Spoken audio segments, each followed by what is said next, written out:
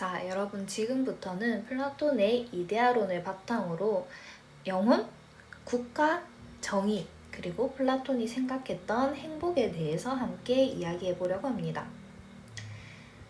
자, 제목 옆에 같이 적어봅시다. 자, 여러분이 예습한 내용을 바탕으로 혹은 지난 시간에 읽었던 원문 내용을 바탕으로 어느 정도 감이 잡혀 있을 거라고 생각이 들고 여러분이 이해한 내용을 간단하게 표로 정리해보고자 합니다.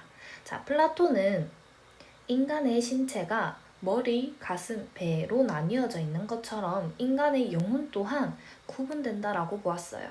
그래서 영혼은 이성, 그리고 기계, 욕망으로 구분됩니다.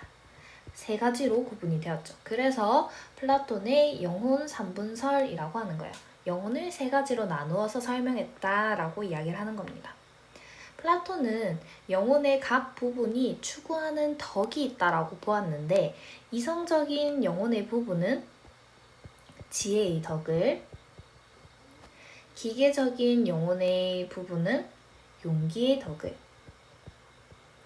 그리고 욕망적인 영혼의 부분은 절제의 덕을 추구하게 된다라고 보았어요. 이러한 각각의 부분들이 서로 간섭하지 않고 제 역할을 탁월하게 수행하게 되면 영혼 전체의 조화가 발생하게 되는데, 조화로움이 이루어지게 되는데, 이때 정의의 덕에 이를 수 있게 된다라고 보았습니다. 그래서 덕의 4개잖아요. 그죠? 그래서 플라톤의 사주덕이라고 하는 겁니다. 이러한 플라톤의 영혼과 덕의 관계를 가장 잘 설명한 비유가 하나 있는데 여러분 또 하나 읽어봤었죠? 마차의 비유입니다. 마차의 비유는 원문을 같이 한번 읽으면서 설명을 해볼게요. 자, 마차의 비유라고 해서 플라톤 파이드로스 중에 일부를 인용해왔습니다. 자, 마차를 끄는 2마리의 말이 있대. 한 마리는 흰 말이고 또 한 마리는 검은 말이래. 그럼 지금 등장하는 게 하얀색 말, 흰 말과 검은 말이 있네요. 자, 흰 말은 말을 잘 듣는 좋은 말이지만 검은 말은 성질이 고약하여 채찍을 들어야만 겨우 말을 듣는 말이다. 마차가 힘차게 잘 달리기 위해서는 마부가 가야 할 방향을 잘 정해 2마리 말 모두를 잘 다루어야 된대. 자, 그러니까 마차가 잘 달리기 위해서는 마부가 방향을 잘 정해야 된대. 그래서 이 2마리 말 모두를 잘 다루어야 된대. 인간의 영혼 역시 이처럼 이성이, 그러니까 마부가 흰 말과 검은 말을, 그러니까 기계와 욕구를 잘 다스릴 때 이상적 상황이 된다라고 보았어요. 자, 그러면 우리는 밑에 빈칸을 한번 채워봅시다. 인간의 영혼은 3가지로 구분된다라고 했죠. 그래서 이것을 영혼 3분설이라고 했습니다. 그러면 무엇? 이성, 기계,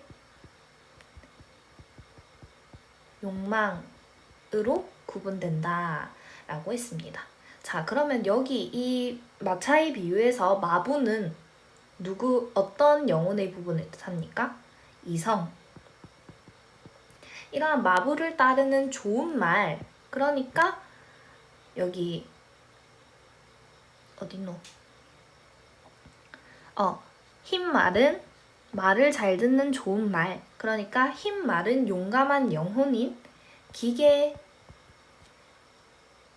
상징하고, 마부를 따르지 않는 나쁜 말은, 그러니까 성질이 고약해서 채찍을 들어야만 겨우 말을 듣는 말인 그 나쁜 말은 충동적인 영혼인 욕망을 상징합니다. 여기서 플라톤은 이 3가지 영혼의 측면이 잘 조화되어 이성적인 부분에 의해 통제될 수 있을 때라고 했죠. 여기 아까 전에 제시문에서 마부가, 그러니까 이성적인 부분이 가야 할 방향을 잘 정하는 거야. 검은 말이랑 흰 말을 어떻게 잘 다루어서 좋은 방향으로 가야 할지 방향을 잘 정해야 하고, 그리고 두 마리 말 모두를 잘 다루어야 된대. 그렇게 얘기했잖아요. 그래서 이성적인 부분에 의해 검은 말과 흰 말이 통제될 수 있을 때 인간에게 행복을 가져다 줄 것이라고 한다라고 이야기를 했습니다. 자, 다시 정리를 하면 이성이 본래의 기능을 탁월하게 수행을 해서, 그러니까 이성의 역할은 뭘까? 기계와 욕망을 잘 이끌어가는 것. 아까 마부가 해야 하는 역할이 있었다 했죠. 가야 할 방향을 잘 정하고 두 마리 말 모두를 잘 다루는 것. 그러한 역할을 탁월하게 수행해서 지혜의 덕을 발휘하고, 아까 전에 그 영혼의 각 부분이 추구하는 덕의 모습이 있다라고 했잖아요. 이성적인 부분은 어떤 덕? 지혜의 덕. 기계적인 부분은 용기의 덕. 그리고 욕망적인 부분은 절제의 덕을 추구한다라고 했죠. 자, 다시. 그래서 이성이 본래 기능을 탁월하게 수행해서 지혜의 덕을 발휘하고, 그러면 기계가 이성의 지시를 받아서 기계가 이성이 지시하는 바를 따르는 거야. 그래서 어떤 덕을 발휘하는 거지? 용기의 덕을 발휘하고, 이성의 지배를 받아들여 욕망을 절제할 때 인간의 영혼도 조화를 이루며 정의로워진다라고 보았어요. 이처럼 플라톤에게 정의로운 사람이라고 하면, 정의로운 인간이라고 하면 지혜, 용기, 절제, 이 덕을 지닌 사람들이 되는 거예요. 이러한 사람은 애초에 나쁘거나 그릇된 것을 욕망하지 않고, 만약 그런 욕망이 생겨도 억제할 수 있는 힘이 있다라고 해요. 그래서 정의로운 영혼을 지닌 사람은 도덕적으로 완전한 삶을 살 수 있다라고 보았습니다. 자, 그러면 플라톤한테 정의롭지 못한 경우가 있을 거 아니에요. 정의롭지 못한 경우가 있다면, 영혼이 조화를 이루지 못한 상태를 정의롭지 못한 상태라고 보았던 거죠. 영혼의 불균형 상태.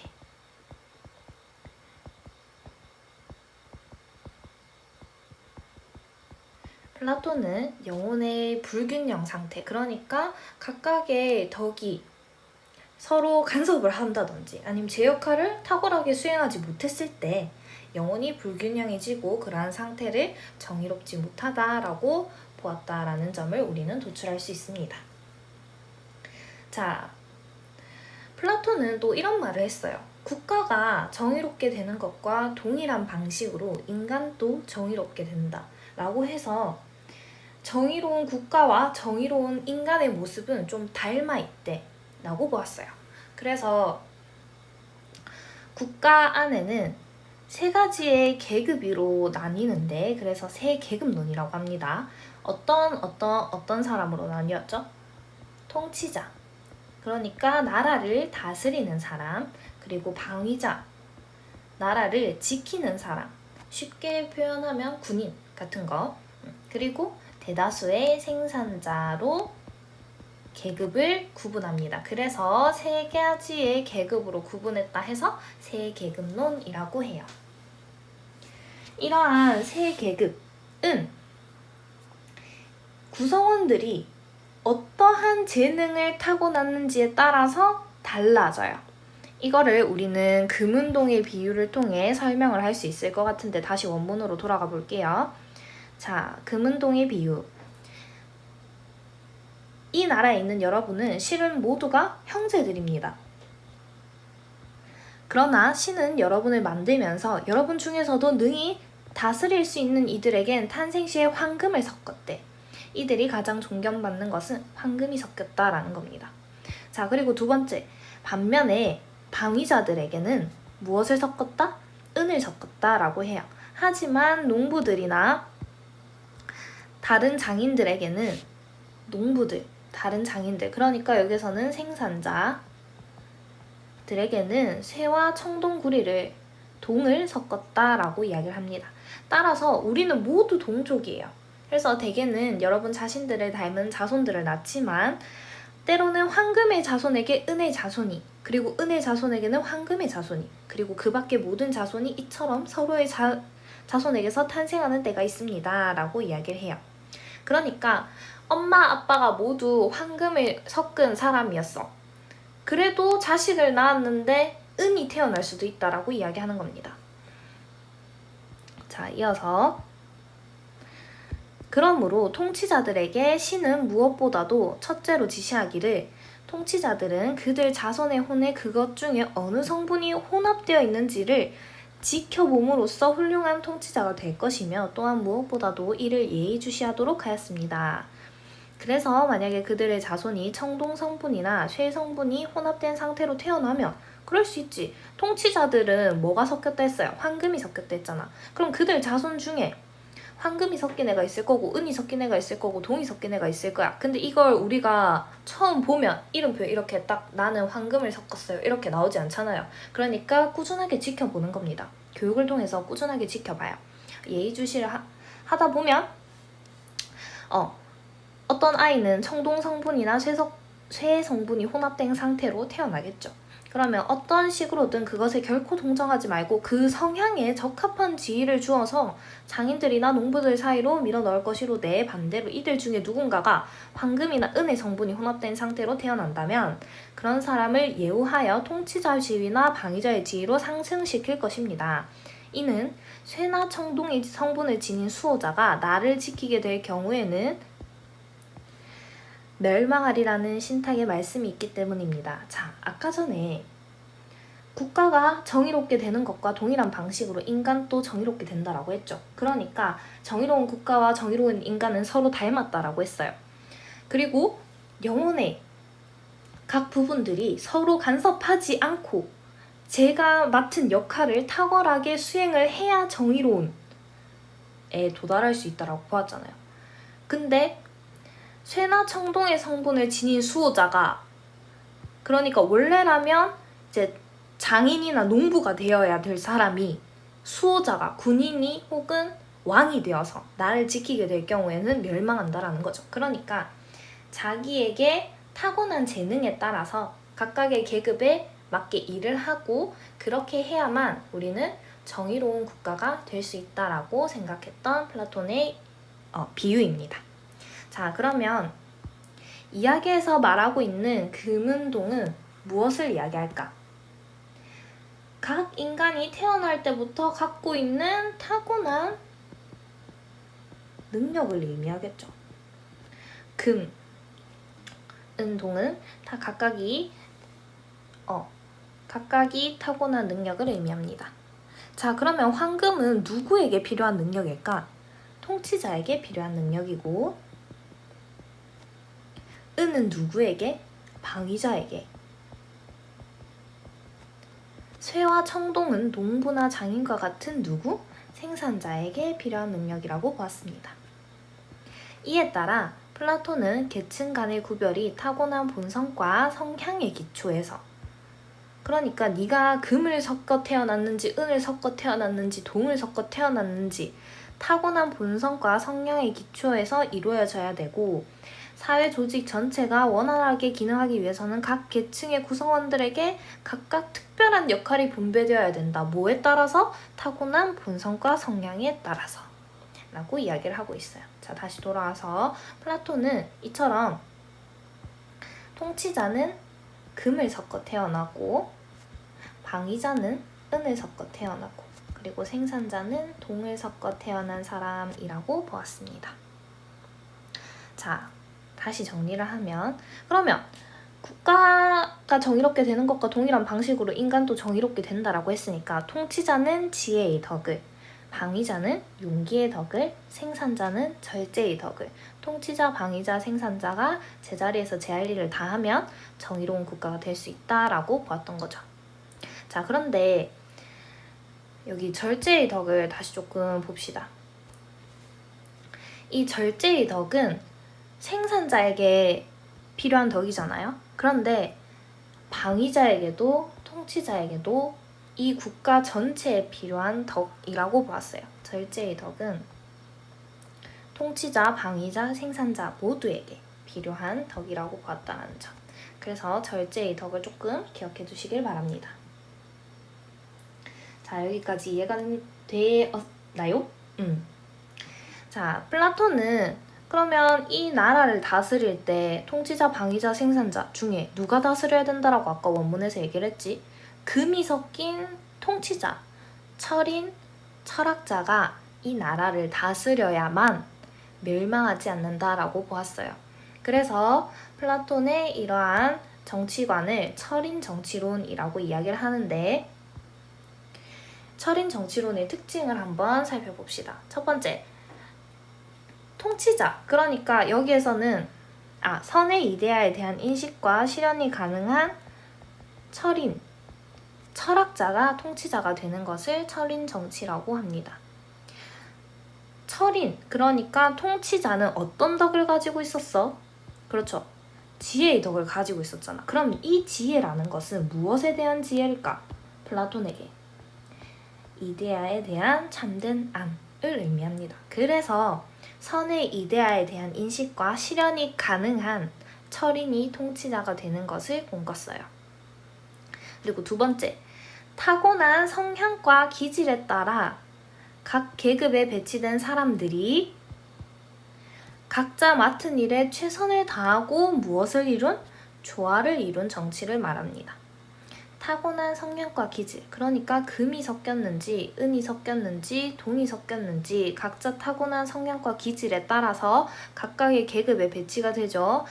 금이 섞여 태어난 사람은 통치자의 자리에, 은이 섞여 태어난 사람은 방위자의 자리에, 동이 섞여 태어난 사람은 생산자의 자리에 배치되어야 된다라고 했고, 이러한 사람들이 각자 맡은 일에 최선을 다하면 조화를 이루게 되는데, 그럼 정의로운 국가에 도달할 수 있다라고 봤던 거죠. 자, 그리고 세 번째, 이러한 수호자 계층이라고 지금 얘기가 하고 있는데,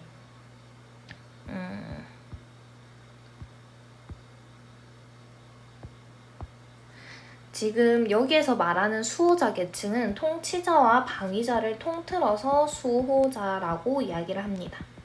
수호자, 그러니까 나라를 수호하는 사람들, 수호자 계층에게 요구되는 조건이 있는데, 수호자들은 사유재산을 소유할 수가 없어요. 그리고 공동생활을 통한 가족 이기주의를 극복할 것을 요구합니다. 자, 조금 설명을 해보자면, 공동생활, 여기서 말하는 공동생활이 뭘까? 아내, 공유, 남편, 공유, 공동육아, 공동양육을 의미합니다.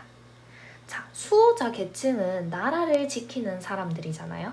그런데 나라를 지키는 사람들이 내 자식, 나의 재산, 나의 아내, 나의 남편, 그러니까 나의 것을 알게 되면 자신의 자리에서 제 역할을 다하기가 어렵다라고 보았어요.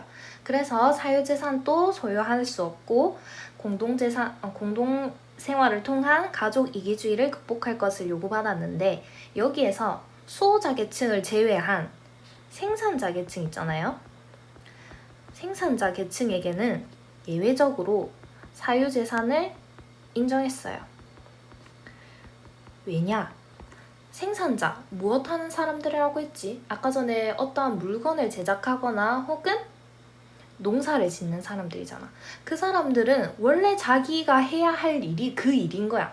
그러니까 재산, 사유재산, 어떻게 보면 그 결과물이죠. 노동의 결과물로 얻은 게 사유재산이잖아, 그들한테는. 그래서 생산자가 제 할 일을 다 하면 당연히 사유재산이 생길 수밖에 없고, 그러한 것들을 인정했다라고 이야기할 수 있습니다. 여담으로 하나 더 이야기를 하자면, 이제 금운동을 어떻게 가려낼 것인가에 대한 그 교육관? 플라톤의 교육관이 있는데, 처음에 태어날 때, 그러니까 아무도 모르잖아요. 내가 금인지 얘가 은인지 제가 동인지 모르잖아요. 그래서 교육을 시킵니다. 공동양육을 해요. 공동양육을 하면서 수학과학 시험을 쳐서 한번 걸러냅니다. 수학과학을 통과하지 못했어. 그럼 너희는 생산자 계급이야. 그리고 그 다음에 철학 시험을 봅니다. 철학 시험을 한 번 더 봐서 철학 시험을 통과하면 통치자가 될 수 있는 거고, 거기에서 떨어지면 방위자. 그래서 금은동을 이제 걸러내는 그러한 교육을 시행을 했었다라는 것. 자, 플라톤이 이렇게 영혼과 국가의 정의에 대해서 이야기를 했잖아요. 그리고 아직 설명하지 않은 한 가지 부분이 있었죠. 행복. 자, 플라톤은 소크라테스의 지덕복 합일설을 계승했다라고 했죠. 지덕복 합일설. 그러면 플라톤에게 지식이라는 것은 어떤 것? 이데아에 대한 암, 참된 지식, 이데아에 대한 암을 가지게 되면 이러한 덕, 사주덕을 자연스럽게 얻게 될 수 있고, 그렇게 얻은 상태로 이제 정의로운 상태가 되면은 행복해질 수 있다라고 보았어요. 그래서 플라톤은 지덕복합일설을 계승했다라는 점까지 여러분이 정리를 해두면 됩니다. 플라톤 사상의 의의 같은 경우에는 이제 다음 시간에 하게 될 아리스토텔레스하고 비교하면서 정리를 한꺼번에 하도록 할게요. 오늘은 여기까지고 수고 많았습니다.